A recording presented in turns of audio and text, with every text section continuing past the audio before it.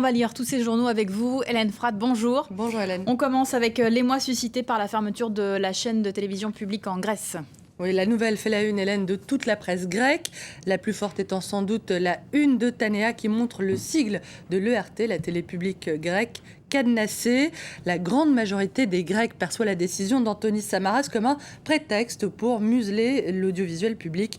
L'onde de choc dans le pays est considérable. Tanea parle d'acrobatie dangereuse de la part du gouvernement. Les syndicats appellent à la grève générale. La coalition du pouvoir est plus fragilisée que jamais. Cathy Merini exige une solution dans la semaine ou des élections anticipées. À lire la presse grecque, l'issue semble inéluctable et Eleftherotypia évoque ce matin des élections sur une ligne Thatcher. Feu Margaret Thatcher, accusée en son temps de brader le service public britannique avec assez peu d'état d'âme et même gros coup de cafard pour les salariés de l'ERT qu'on retrouve à la une du Wall Street Journal avec l'image d'une technicienne en pleurs, une photo reprise également par The Independent. Le journal britannique évoque ce matin l'ERT comme un monstre créé par les hommes politiques grecs, une entité gavée au fil des ans des partisans de tous les bords, une télé qui n'a jamais réussi finalement à s'affranchir de la tutelle de l'État, un paquebot de 2600 salariés au coût de fonctionnement annuel de 220 millions d'euros. Bref, une réplique en miniature finalement de la société grecque et de son malaise. Tout le monde savait que le RT avait besoin de se réformer, écrit The Independent, mais le problème, c'est que la réforme s'est faite à l'image de tout ce qui a été fait depuis l'adoption des politiques d'austérité, sans discernement, sans distinction entre cette Grèce qui travaille et la Grèce qui vit du clientélisme.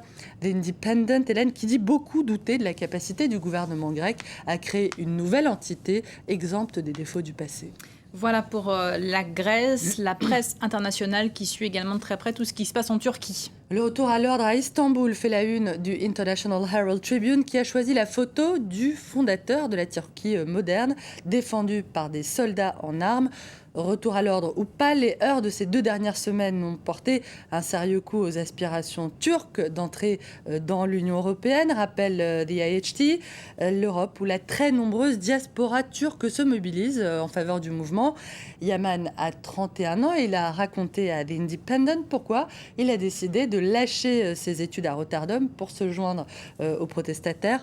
Pendant un moment, je n'ai pas réussi à dormir et puis je me suis rendu compte que c'était un moment très important pour mon pays. Du côté du Wall Street Journal, on rappelle que la Turquie a postulé pour les Jeux Olympiques de 2020, mais que tout ça fait tout de même un petit peu désordre. Le CIO devra examiner attentivement la demande d'un gouvernement qui dit que ceux qui protestent sont des terroristes et traitent cavalièrement ses propres promesses de dialogue. Monsieur Erdogan a voulu présenter sa ville Istanbul comme un pont entre les civilisations, mais il s'est montré finalement assez peu préoccupé d'établir des ponts au sein de sa propre société. Fin de citation. Autre sujet évoqué ce matin dans nos journaux, c'est bien sûr l'affaire Snowden aux États-Unis. Le lanceur d'alerte américain vient d'accorder une nouvelle interview au South China Morning Post de Hong Kong cette fois. Et ce qu'il dit a peu de chances d'arranger son cas. Nous, sous-entendu les États-Unis, piratons les systèmes centraux des réseaux qui nous donnent accès aux communications de centaines de milliers d'ordinateurs. Des déclarations reçues, Hélène, 5 sur 5 par la Chine.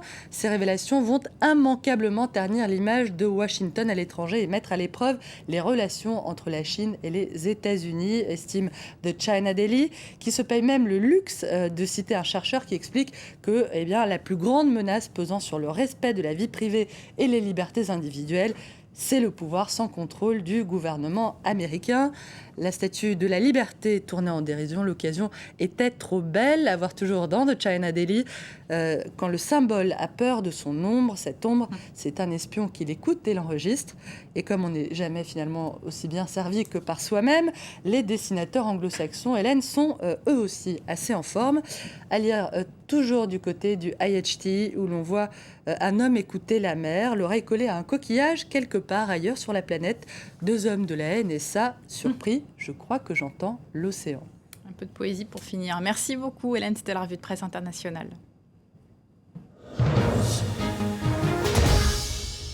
Restez avec nous, Paris Direct continue juste après une courte pause.